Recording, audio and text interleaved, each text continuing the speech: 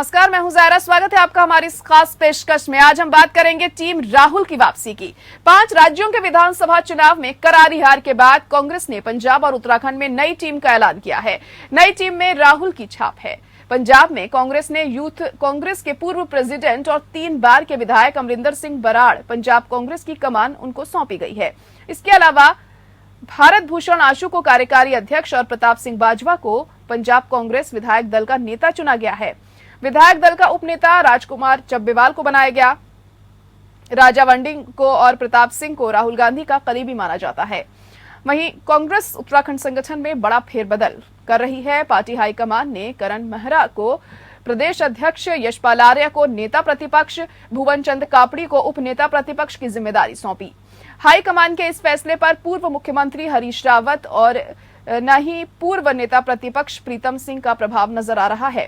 यशपाल जहां दोनों ही खेमों में फिट बैठते हैं, वहीं महारा और कापड़ी का नाम सीधे सीधे किसी गुट में नहीं आया है।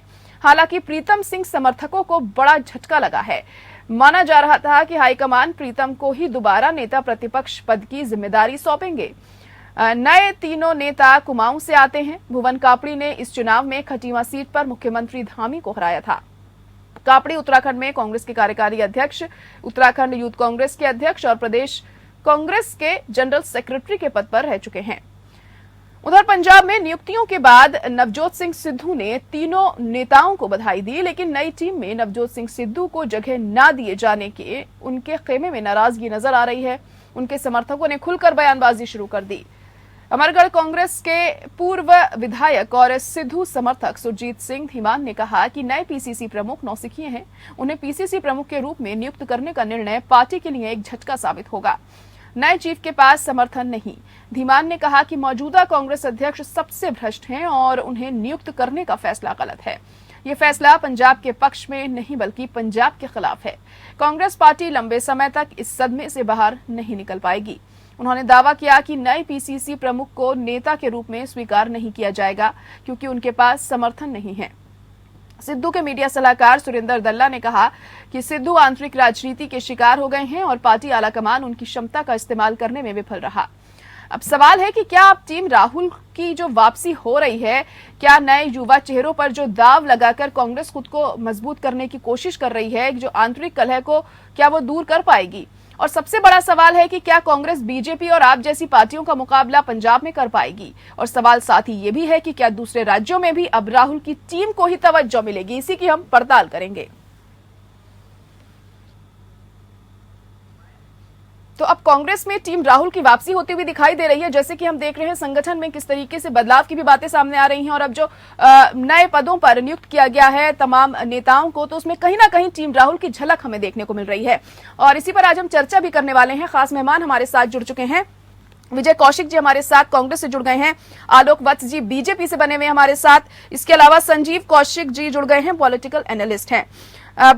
सबसे पहले विजय कौशिक जी, आप सभी का पहले बहुत स्वागत है। विजय कौशिक जी, आपसे ये जानना चाहेंगे कि अब जिस तरीके से जो नए टीम का गठन करने की बात हो रही है और पंजाब की बात करें और उत्तराखंड की बात करें, तो नेता प्रतिपक्ष के नाम का ऐलान हुआ, विधायक दल के नेता का माफ कीजिएगा, जो और भी तमाम ऐसे नेता हैं जिनका नामों का ऐलान किया गया है। इसमें कहीं ना कहीं जो राहुल गांधी की टीम है उसकी झलक देखने को मिल रही है यहाँ पर, और कहा जा रहा है कि युवाओं को ज्यादा तरजीह इस बार दी जा रही है। आप क्या कहेंगे इस चीज को लेकर? क्या पार्टी को मजबूती मिलेगी अब जिस तरीके से एक नई पार्टी और नया संगठन के तौर पर अब इसे देखा जाएगा? तो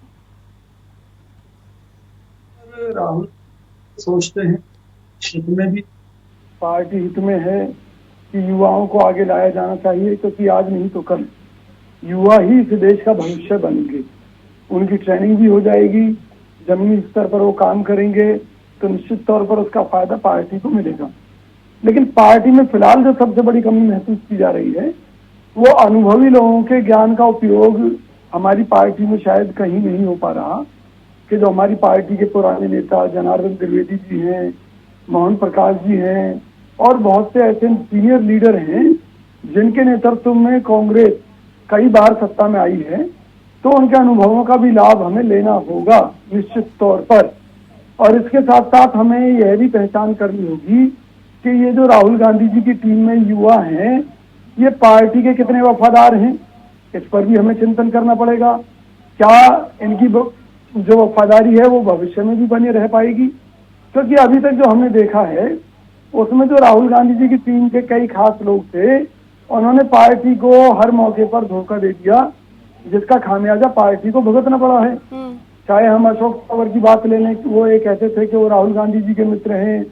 चाहे हम ज्योतिरादित्य सिंधिया का मामला ले लें, जो कि बिल्कुल राहुल गांधी जी के खासम खास हुआ करते थे। तो इसी तरह कई और नाम भी चर्चाओं में हैं कि जिनके ऊपर ये आरोप लगे कि जब राहुल गांधी जी को जरूरत थी उन लोगों ने उनका साथ नहीं दिया।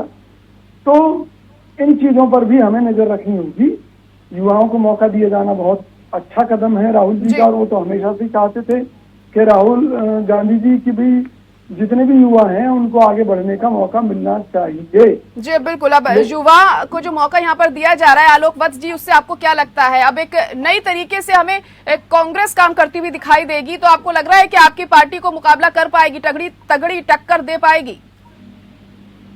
जी नमस्कार। जी नमस्कार। ये तो खैर भूल ही जाइए कि हमें कांग्रेस अभी आने वाले 1-2 दशक में कहीं से हमको टक्कर देने की स्थिति में नहीं है। ये लोग तो वापसी कर रहे हैं। टीम राहुल पहले भी आए थे, फेल कर गए। अरे पहले अपना एक अध्यक्ष तो बना ले ये फुल टाइम सेंटर में, वही सोनिया गांधी, वही राहुल गांधी, वही प्रियंका गांधी। ये तीन ताश के पत्ते फेंट के कितना दिन ये घिसे पिटे सिक्कों को चलाएंगे? अरे इनको एक सशक्त पहले चेहरा चाहिए सेंटर में। G23 को कंट्रोल करें, तब जाके कहीं कुछ बात बनने वाली हो सकती है। नहीं तो आप तो इनकी वोट बैंक में सेल मार ही रहा है, और देखिएगा कुछ दिन में इनका सारा वोट बैंक खा जाएगा आप, और ये जस के तस रह जाएंगे। जी। सबसे कुछ नहीं होने जाने वाला है। चलिए ठीक है, ये तो आने वाले समय में पता चलेगा क्या इससे कुछ फायदा पहुंचता है पार्टी को या नहीं पहुंचता है। संजीव कौशिक जी, आपको क्या लगता है? अब जैसे जिस तरीके से तमाम नेताओं के नाम सामने आ रहे हैं, फिर बात चाहे प्रदेश अध्यक्ष की हो, उत्तराखंड या पंजाब दोनों की ही बात कर लें, या फिर नेता प्रतिपक्ष की हो, तो युवाओं को ज्यादा तरजीह दी गई है। आपको लगता है क्या इस चीज से कांग्रेस को फायदा पहुंचेगा, और जो स्थिति कांग्रेस की आज की डेट में हम देख रहे हैं उसमें बदलाव आएगा? देखिए, हमें ये कहने में कोई गुरेज नहीं है कि कांग्रेस पार्टी यदि अपने आमूलचूल जो उनके सिस्टम है उसमें परिवर्तन नहीं करती है, तो कांग्रेस पार्टी लगातार जिस तरह से हार का मुंह देख रही है, लगातार और नीचे की तरफ जाएगी। हमें ये दिखाई दे रहा है कि राहुल गांधी थोड़ा इको आ रहा है, उसको दुरुस्त करा दें। हम लगातार ये बात देख रहे हैं कि राहुल गांधी की कोशिश ये रही है कि युवाओं को तरजीह दी जाए, और युवाओं को तरजीह देने के मामले में विजय कौशिक जी को भी हम सुन रहे थे कि वो इस मामले में सफल होंगे नहीं होंगे, ये वफादार होंगे या नहीं होंगे। देखिए, होंगे या नहीं होंगे तो बात है। बहुत सारे लोग सत्ता के चाहने वाले लोग ऐसे होते हैं जो आज आप सत्ता में है तो आपके साथ रहेंगे, आपके हट से वो तुरंत किसी और सत्ता जो बना रहेगा उसके कोशिश जाएंगे। ऐसे लोगों की भरमार।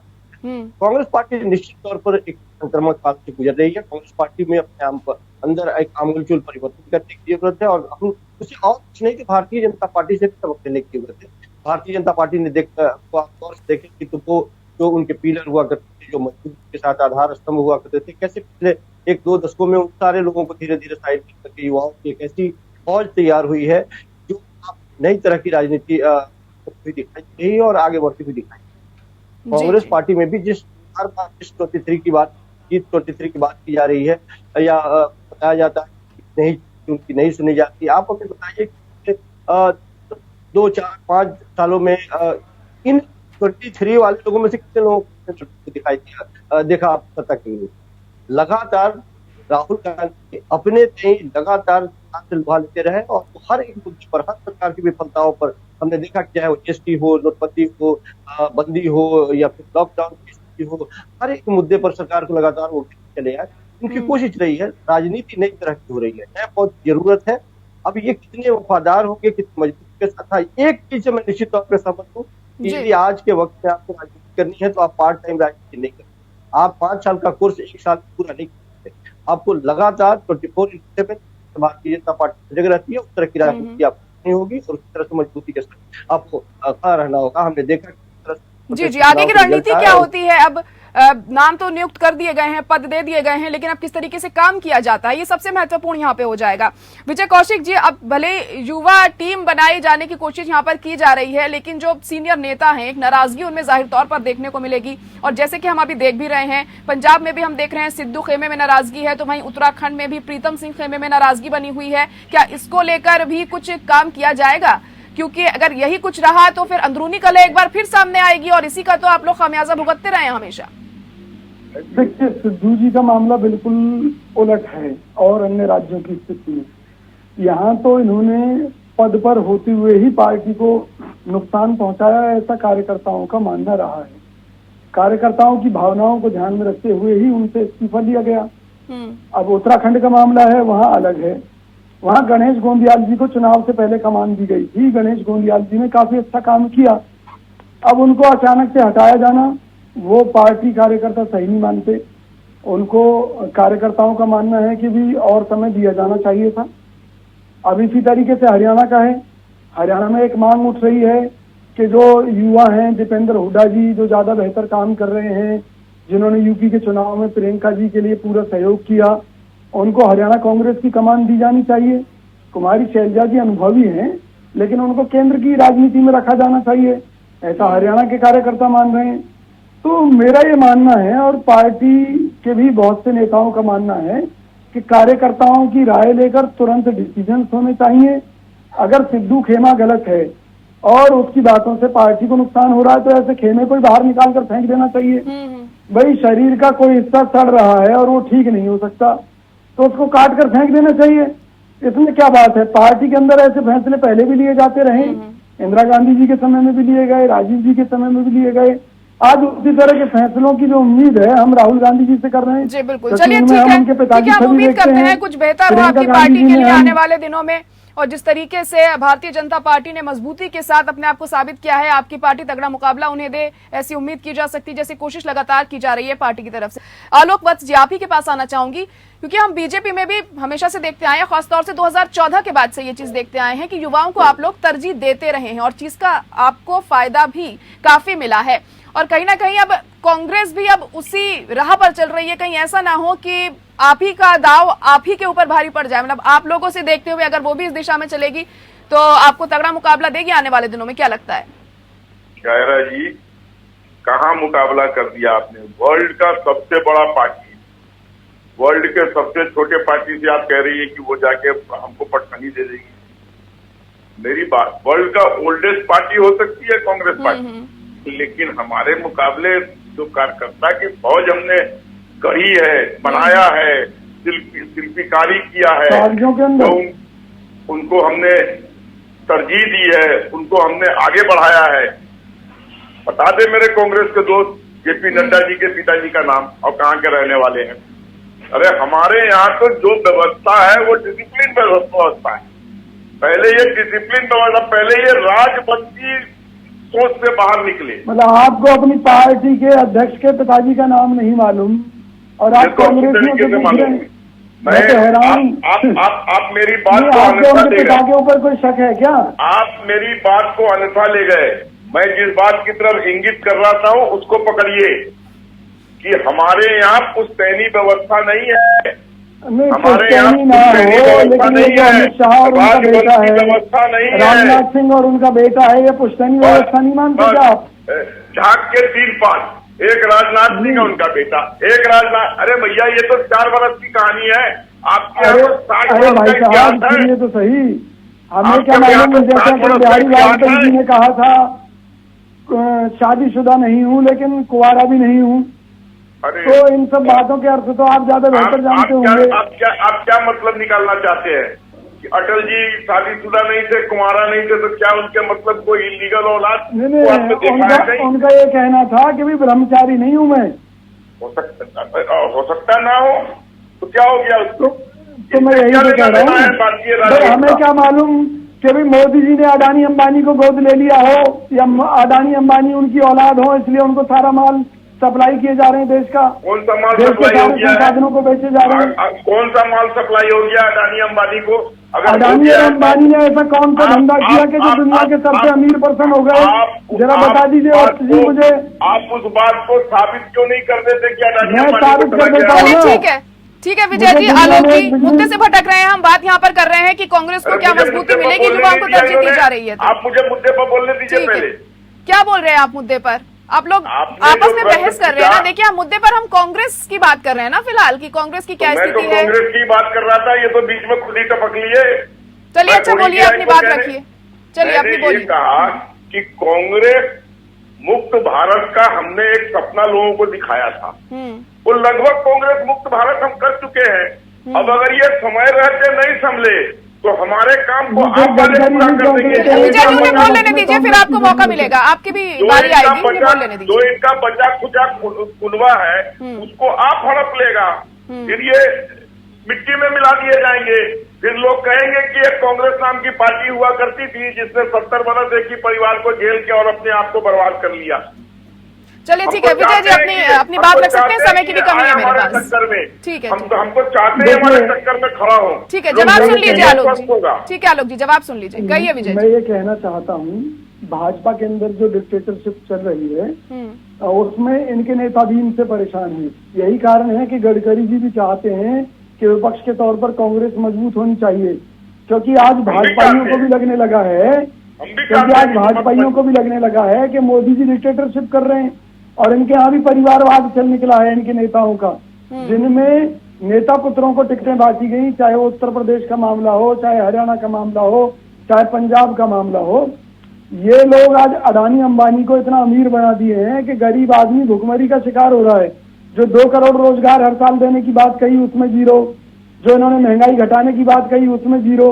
आज आम जनता इनसे त्रस्त है, मुद्दों की बात इनके पास है नहीं, इनके पास केवल हिंदू मुस्लिम का मुद्दा है, शाकाहारी और मांसाहारी का चलिए मुद्दा है। ठीक है चलिए, ये तो बात हुई बीजेपी की, लेकिन आपको लगता है कि आपकी पार्टी कभी इतनी मजबूत हो पाएगी कि तगड़ी टक्कर दे दी जाए, भले ही जो भी मुद्दे रहे हो, जो भी, लेकिन जनता तो बीजेपी को ही चुन रही है ना। अंग्रेजों से लड़े थे तब हम चंद लोग थे, धीरे धीरे काफिला बनता गया और हमने उनको भी उखाड़ फेंका, भाजपा को भी उखाड़ फेंकेंगे हम।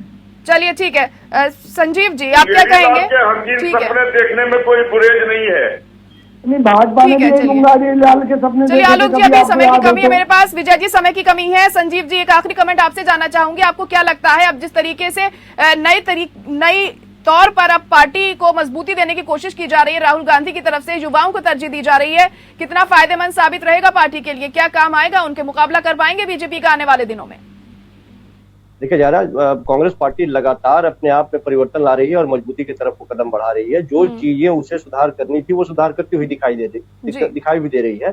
भारतीय जनता पार्टी के लिए कांग्रेस परिवार में यदि गांधी परिवार को लेकर के यदि हमला करने की बात होती है तो सीधा दिखाई देता है कि उसका फायदा वो जानते हैं, क्योंकि सबसे ज्यादा सशक्त मजबूत आज के वक्त में गांधी परिवार ही है। इसके कारण है 2014 में जब देश प्रधानमंत्री जी बाहर निकलते थे तो राहुल गांधी के लिए शाहजादा शब्द का इस्तेमाल करते थे और ये कहते थे कि दिल्ली सरकार नहीं, दिल्ली सल्तनत।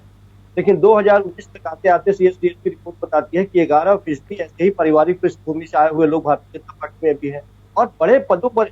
सबसे बड़ी बात यह है कि केवल भारतीय जनता पार्टी के ही लोग पारिवारिक पृष्ठभूमि से नहीं, अन्य पार्टियों से भी जिनकी पारिवारिक पृष्ठभूमि रही है राजनीति की, उसको भी आयातित कर उसको भी बेहतर जगह देते गए वो। तो ये अब मुद्दा रहा ही नहीं पारिवारिक कारणों की वजह से। तो बात यह है कि जिस परिवार के 3-3 पीढ़ियों ने देश की सेवा की हो, 2-2 पीढ़ियों ने अपना बलिदान दिया हो, वो निश्चित तौर पर भारी पड़ता हुआ दिखाई देगा। हमेशा इस भारतीय जनता पार्टी उस पर लगातार चोट करने का प्रयास है। दूसरी बात, कांग्रेस पार्टी जिस तरह से अपने आप परिवर्तन कर रही है, निश्चित तौर पे ये स्वागत के योग्य है और कांग्रेस पार्टी करेगी। कोई पार्टी जी एक बेहतर कदम इसे माना जा सकता है, ऐसे कह सकते हैं कि आने वाले दिनों में कुछ फर्क पड़ सकता है पार्टी की स्थिति में जो इन दिनों हमें देखने को मिल रही है। बहुत शुक्रिया आप सभी का हमारे साथ जुड़ने के लिए हमारी इस खास पेशकश में, और फिलहाल इतना ही, मुझे दीजिए इजाजत, नमस्कार।